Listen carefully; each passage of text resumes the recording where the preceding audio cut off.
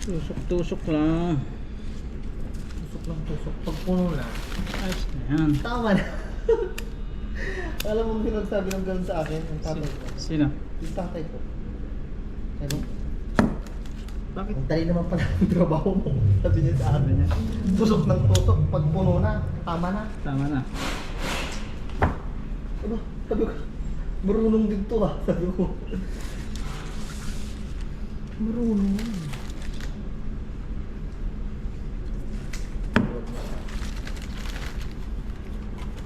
Maluwag na siya rin.